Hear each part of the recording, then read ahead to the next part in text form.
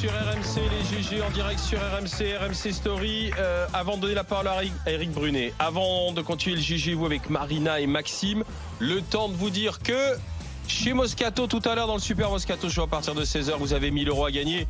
Ce sont les 1000 € RMC à gagner. La maille. Eh ben oui, un peu de cash là, un peu de pépette, des picaillons. Eh ben oui, bah tiens, c'est toujours grave. T'envoies un SMS, RMC par SMS 732-16. C'est simple. Derrière tes tirs au sort, bim, tu gagnes 1000 €. Chez Moscat, tout à l'heure, à partir de 16h, et vous les gagnez à 16h15. Vous passez en direct à l'antenne à 16h15. Monsieur Brunet, Radio Brunet. Bon, on a regardé le président de la République hier dans le Maine-et-Loire parler à des enfants, c'était très touchant, etc. Et il y en a un peu marre quand même de ces gesticulations. Moi, le grand débat national m'emmerde souverainement. Et j'ai surtout envie de dire à monsieur Macron que Macron n'a pas été élu par quelques dizaines de milliers de gilets jaunes. Ouais. Il n'a pas été élu par 300 000 gilets jaunes qui ambitionnent de changer complètement la France. Il a eu au second tour de la présidentielle 20 millions de voix. Bon, alors beaucoup de gens disent hey, pas légitime. Ah, si, il est légitime, c'est le président de la République. Le grand débat a eu lieu. C'était en 2017, c'était le débat pour la présidentielle. Donc maintenant, Macron, il arrête de se promener, il rentre à la maison, il réforme, il se met au travail et il fait ce pourquoi il a été élu. Et voilà. Les autres, hop, mais les autres, c'est les oppositions. Il y en a toujours. Non, pas en prison. Qu'est-ce que tu racontes? Non, mais enfin, la CGT, le machin, tout le monde, les partis politiques s'opposent. D'ailleurs, personne ne va à l'Élysée aujourd'hui pour bien l'emmerder, etc. Formidable. Tout le monde s'oppose, mais lui, il fait ce pourquoi il a été élu. Ça s'appelle la démocratie. Voilà. La 5e République, tout ce que tu veux.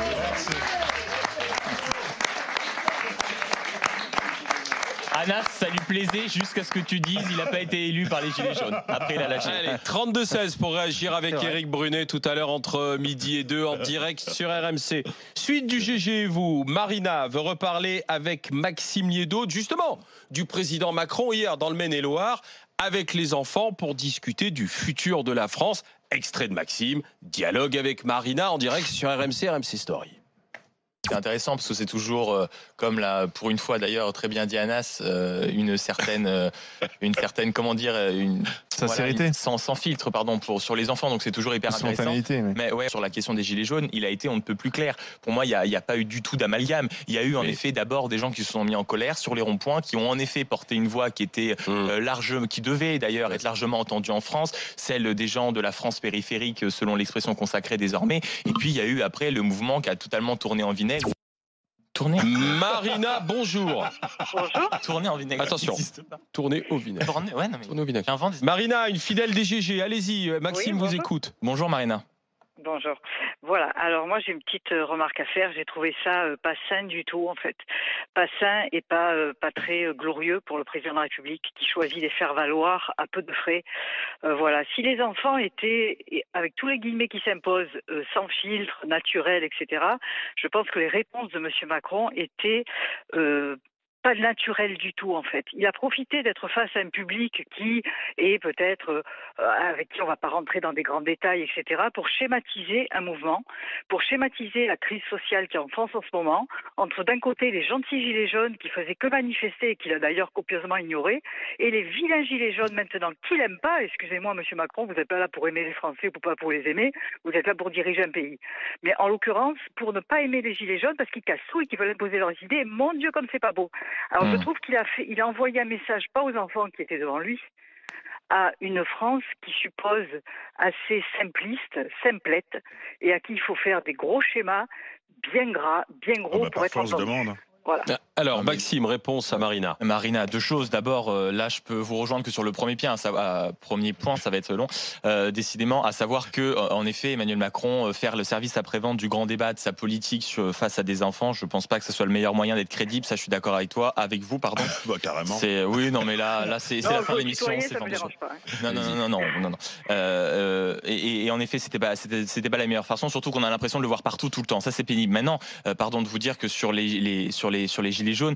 Pour moi, il a raison. Il a bien expliqué qu'au début, en effet, il a été face à des gens sur les ronds-points qui mettaient en lumière des phénomènes, c'est-à-dire que le travail ne paye plus, que le travail ne paye pas assez, qu'il y a trop d'impôts, qu'il y a trop de taxes, on ne sait pas où va notre argent, les hôpitaux, bref, le schéma classique. Et ensuite, il a bien précisé que c'était ceux qui cassaient, qu'il n'aimait pas ceux qui cassaient, ceux qu'on a pu voir malheureusement en boucle. Et vous dites, et je finirai sur ça, vous dites qu'il n'a rien donné. Si, il a donné 10 milliards. Vous pouvez dire. Il n'a pas donné 10 milliards, il a différé des hausses. Oui, non, il a donné de l'argent par procuration par des entreprises qui, en l'occurrence, excusez-moi, en l'occurrence, ont donné sans donner tout en donnant, parce qu'à part les grandes entreprises, il n'y a personne qui a rien donné. Et encore une fois, ce n'était pas ça. C'est le discours gauchiste, Marina. Mais enfin, 10 milliards, c'est idiot à dire. Non, mais pardon, mais 10 milliards, c'est idiot à dire. Mais 10 milliards, ça rentre dans la dette. Maintenant, vous pouvez considérer qu'ils sont dispersés ou pas. Les 10 milliards, ils sont dans la dette. Oui ou non? De quoi? J'ai pas entendu votre question, Marina. Est-ce qu'il a fait baisser le prix de l'essence durablement? Il a gelé les taxes, décalé. Est-ce qu'il a réindexé les retraites? Non, au contraire. Est-ce qu'il a baissé la CSG sur les retraités? Non, pas du tout. C'est ça qui était demandé dans la rue. Il faut pas rêver. S'il les avait écoutés au lieu de partir au bout du monde. Bravo, Marina. Marina, dialogue avec Maxime, suite du GG. Vous, merci Marina, bonne journée, à bientôt. Arnaud, commerçant. Arnaud, commerçant à Paris. Pour reparler de s'il vous plaît. Pardon. Arnaud, commerçant à Paris, pour reparler de la casse avec Anas Kazib. Je suis contre le fait qu'on instrumentalise sous prétexte les petits commerçants. Les petits commerçants, ils sont à fond gilets jaunes, ils étaient à fond gilets jaunes, d'accord? Tous les petits commerçants, ils ferment à cause des charges. Mais montrez-nous factuellement. Faut arrêter ça. Alors écoutez, alors on va emmener... Hugo Boss a fermé. On va emmener Anas. Moi j'ai un pote qui est salarié chez Hugo Boss, il a travaillé dans un autre Hugo Boss quand le Hugo Boss il était pété. Alors arrêtez de dire qu'il y a du chômage technique et que tout le monde est au chômage. C'est comme ça. Arnaud, bonjour. Bonjour. Allez-y, Anas, vous écoute. Bonjour, Arnaud, je disais commerçant à Paris, c'est ça? À Paris, dans le 16e. Allez-y. Ah bah ça va. Bonjour Anas. Avenue Mozart. Allez-y. Moi, je suis un petit peu embêté, Anas, parce que je suis à la base, je suis d'accord avec le mouvement Gilets jaunes et toutes les revendications, mais au bout de 5 mois, je suis un petit peu moins d'accord et je pense pas que tous les commerçants soient derrière le mouvement.